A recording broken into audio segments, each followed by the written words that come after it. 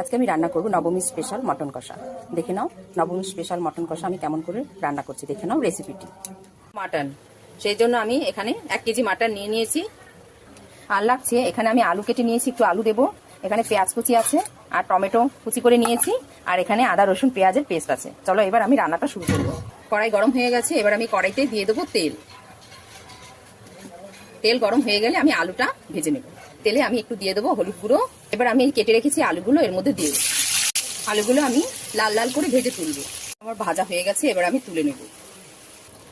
আলু ভাজার তেলে আমি এখানে দিয়ে দেবো শুকনো লঙ্কা, জিরে আর তেজপাতা ফোড়ন। এখানে দিয়ে দেবো কুচনো পেঁয়াজ। পেঁয়াজ তাড়াতাড়ি লাল লাল আর ভাজা ভাজা হয়ে যাবে, এই জন্য আমি দিয়ে দেবো একটু নুন।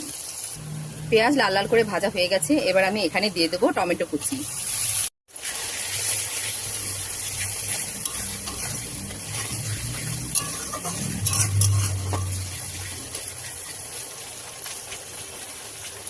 পেঁয়াজ আর টমেটো একদম গলে গেছে, এবার আমি এখানে এক এক করে সব মশলাগুলো দিয়ে দেবো। এখানে এবার দিয়ে দেবো আদা রসুন পেঁয়াজ পেস্ট।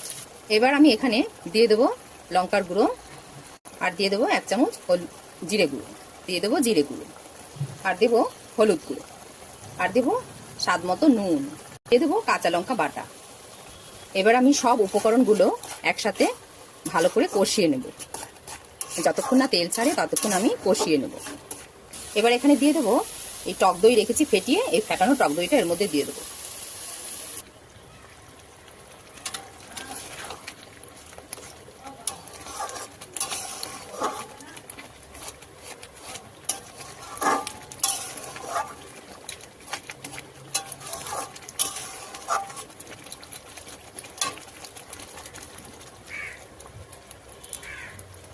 কষানো হয়ে গেছে, মশলা থেকে তেল ছেড়েছে। এবার আমি এখানে এই মাটনগুলো এবার দিয়ে দেবো।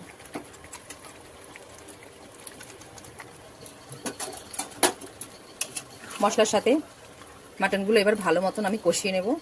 যতক্ষণ না তেল ছেড়ে ওঠে ততক্ষণ আমি কষাবো।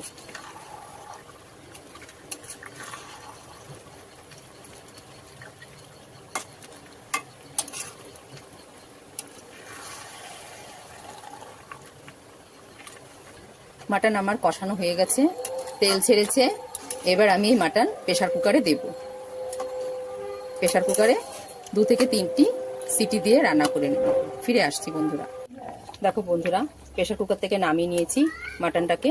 এবার মাটন আমার পুরো সেদ্ধ হয়ে গেছে। এবার এখানে দিয়ে দেবো গরম মশলা গুঁড়ো।